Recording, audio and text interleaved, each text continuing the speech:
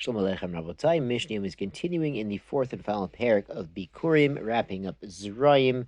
Stay tuned for details, Bezrat Hashem, on the Siyum. We are in the fourth parak at Mishnah Gimel. We started talking about yesterday about the androgynous, who has both male and female parts, and therefore there's a suffix. Is he really a male? Is he really a female? Of course, when I say he, I mean androgynous, and that's what it is. Now we're on the Mishnah Gimel. So, fourth parak, Mishnah Gimel. Shave lenoshim ketzad. How is androgynous like a woman? Metame be'odim kenoshim. If the androgynous experiences a discharge of red, he becomes tame as a zava. Remember we said yesterday, zav and zava are different. A zav is metame if he sees white. A zava if she sees red. So out of suffix, we say he's tame misafek, the androgynous. 2.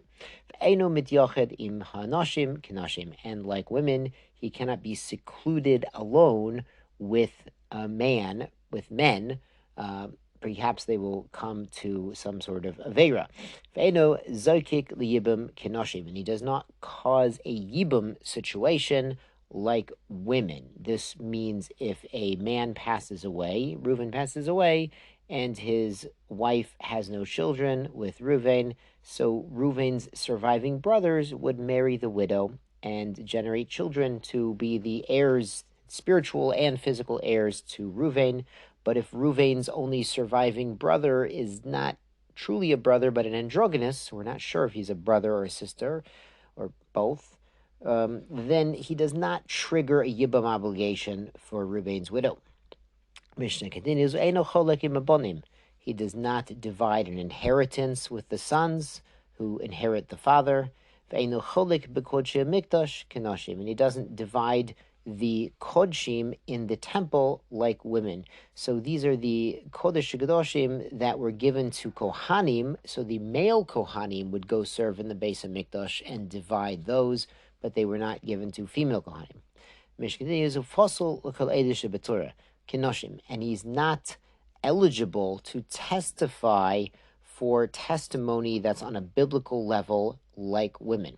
Now, of course, there are many instances where we believe women to testify about certain things, such as the kashrus in your kitchen. If you come home and your wife cooked dinner, you can believe her that everything's kosher, and that's certainly deraisa. We also believe women. We spoke at length the Gemara in Yevamos. There's instances where we are makel by a guna to believe certain testimonies that are less than two men testifying. So there are certain cases where there's believability, where androgynous would count also, but for typical testimonies that are require two or more men, androgynous doesn't count. Out of suffix, maybe he's not a man. Ve'enu nivel ba'avera kinashim. And he's forbidden to be a part of forbidden intimate relations, such as incest and the like women are. Uposel min kehuna kinashim, and he's not allowed to serve as a kohen like women. The female kohanim do not serve in the Beis HaMikdash, only the males do. Mishnah Dalid, Shave le'anashim ve'lenashim ketzad. How is an androgynous like both men and women? Chayiv ol nizkok ish ve'isha. If someone harms an androgynous, they have to pay for it, like a normal man and woman. V'chayiv b'kol nizokin. And if the androgynous does damage, he does have to pay, ke'isha isha, like a normal, regular man or woman who causes damage and is sued in court has to pay. A horiga b'mezid, if somebody murders the androgynous, nerog, the murderer can possibly get the death penalty. Again, there's a Gemara in Makos. It was very rare for the Bezdin to actually give a death penalty, but it would be a possibility. B'shogeg, if they murdered an androgynous, not even a murder here, it was an accidental or inadvertent or negligent homicide. So b'shogeg, golel ari miklat, then the one who killed the androgynous would have to go into golus, into exile in the city of refuge. V'imo yoshevet alav dam tohar. This is an interesting halacha from Hilchot Nida and Hilchot of childbirth. So the mother of the androgynous sits for him dam tohar. Dam tohar is blood, that's uterine blood seen after birth, but it's considered tohar, ke'anashim v'chanashim, like men and like women. So what's going on here is the Torah in the 12th parak of Vayikra Isha kitazriya v'yalda sintazriya. So it talks about the tumas leda, the ritual impurity caused from childbirth. Now, for a boy, there's 7 days where whatever blood she sees renders her tameh.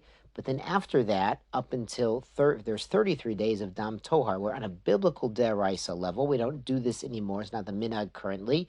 But on a biblical level, the next 33 days, even if she sees dam, it's considered by the Bible, the biblical level, at a deraisa level, to be tahor. And for a woman, the first 14 days, she's considered tameh after childbirth, but then there's an additional 66 days of dam tohar. But the mother of an androgynous has to be stringent in both directions. So she will observe the first 14 days after giving birth to the androgynous as being tameh, and then only up to 40 days after the birth, in case it's a male, in case the androgynous is considered a male, as dam tohar. Again, we don't practice this currently, not the minhag. Mishnah continues, v'nochel b'kodshe gvul, and he does inherit or take the kodshim of the gvul. Now, these are things given to kohanim outside of the Beis Hamikdash, ke'anoshim v'chanoshim. Now, things that are both men and women of the kohanic family are eligible to take. And we've seen before throughout Zerayim, this includes things like Truma, Trumas Meiser, Chala, the gifts to the Kohanim that are given to the Kohen for his entire household. The androgynous, as part of the household, the androgynous, since he's the son of a Kohen, or the son or daughter or both of a Kohen, is entitled to those, just not the ones we mentioned earlier in the temple itself. V'ha'omer, and one who says, Hareini Nazir, behold, I am a Nazir. This is somebody looking at the androgynous, and he says, Hareini Nazir, shezei ish v'isha. If this is a man or a woman, harei Nazir. So the onlooker is looking at the androgynous, and he said an interesting statement, I am a Nazir if this is a man or a woman. Well, the androgynous is either a man or a woman, though there is an opinion that it's a baby b'fnei atzma, similar to the koi, as we saw in the second parak. However, according to this opinion, it's one or the other. It's either a man or a woman. So if someone says, I'm a Nazir, if that's a man or a woman, he becomes a Nazir. This is an interesting concept because we just saw in the Daf Yomi and Nidarim, we just started Nidarim recently, on Daf Yud Zayin, we say that out of Suffolk, people don't want to become a Nazir. People are careful with their body, sometimes more than their property. They might donate property out of Suffolk, but they won't become a Nazir out of doubt, out of Suffolk. But here there's no Suffolk. The androgynous is either a man or a woman, so someone who makes such a statement, I'm a Nazir, if it's a man or a woman, he's definitely a Nazir in any event. Shkoyach Arbosai, sei gesund.